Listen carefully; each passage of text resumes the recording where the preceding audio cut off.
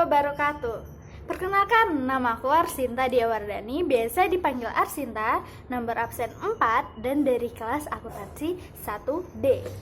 Saya merupakan mahasiswi dari jurusan akuntansi prodi D3 Akuntansi Politeknik Negeri Malang yang akan melaksanakan sebuah tugas dari mata kuliah Bank dan Lembaga Keuangan yang menjelaskan sedikit tentang leasing.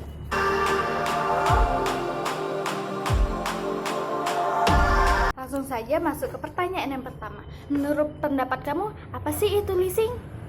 Dan berikanlah contoh-contohnya. Nah, jadi saya di sini akan menjelaskan apa itu leasing.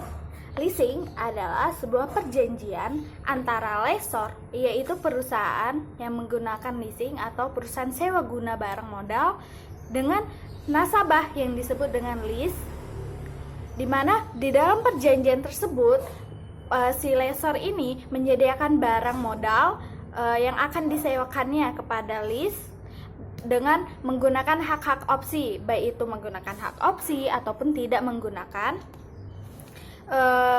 dengan jangka waktu yang tertentu.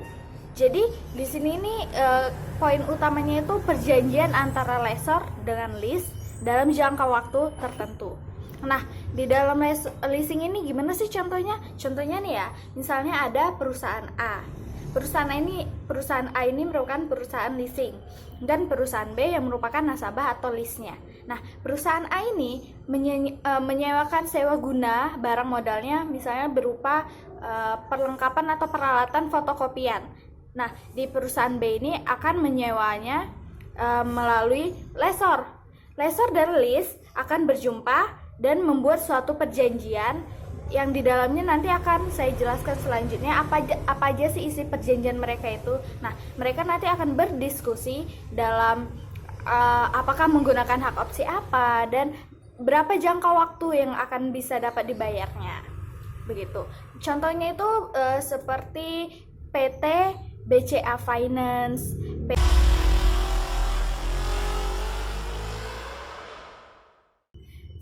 Selanjutnya saya akan menjelaskan nomor 2, yaitu siapa saja sih yang terlibat dalam proses leasing ini dan jelaskan juga peranan-peranan mereka. Yaitu di dalam leasing ini terdapat 5 pihak yang saling berkaitan. Yang pertama seperti yang saya jelaskan tadi, yaitu lessor. Nah, lessor ini pihak yang membiayai keinginan nasabahnya atau lease-nya berupa barang modal. Kalau yang kedua itu ada lease. Lease ini nasabah yang tadi, nasabah yang ingin mengajukan leasing tersebut. Yang ketiga yaitu supplier. Supplier ini merupakan pihak yang menyediakan barang yang akan dileasingkan sesuai dengan perjanjian antara lessor dan lease. Yang keempat yaitu ada asuransi. Asuransi ini merupakan pihak yang menanggung risiko antara perjanjian mereka berdua, lessor dan lease. Yang kelima ada bank atau kreditor, yaitu pihak yang menyediakan dana kepada lessor untuk diperoleh dari kredit banknya itu.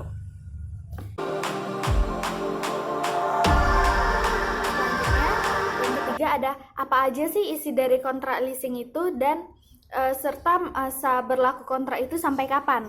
Nah, di dalam perjanjian kontrak leasing ini ada beberapa yang harus dicantumkan, yaitu yang pertama ada nama dan alamat lease. Tentunya ini sangat penting, kan itu nanti listnya, masa kita membuat perjanjian tidak tahu listnya dengan siapa gitu. Yang kedua ada jenis barang modal yang diinginkan. Tentunya si list ini menginginkan jenis barang modal yang sudah disepakati dengan lessor. Yang ketiga ada jumlah atau nilai barang yang akan dileasingkan. Berapa sih lease ingin meminjam barangnya itu, ada berapa, jumlahnya berapa, nilainya berapa. Yang keempat ya tentunya ada syarat pembayaran.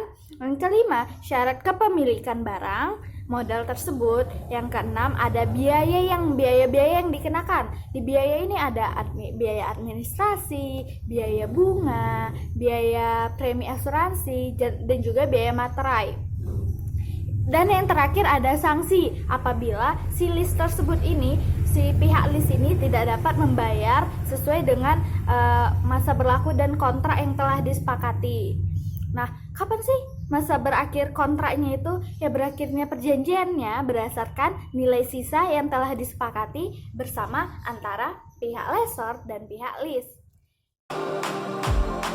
Selanjutnya, saya akan menjelaskan tentang jenis-jenis biaya yang dibebankan oleh perusahaan leasing, yaitu yang pertama tentunya tadi biaya administrasi. Tentunya di dalam suatu perjanjian akan ada biaya-biaya administrasi yang dikenakan untuk pihak lease supaya dapat membayarnya. Biasanya itu dihitung per tahun setiap perjanjiannya itu. Yang kedua ada biaya materai. Biaya materai ini biasanya terdapat di perjanjian mereka untuk suatu perjanjiannya itu supaya secara resmi kan. Yang ketiga ada bunga bank. Bunga bank ini dikenakan terhadap barang yang dileasingkan.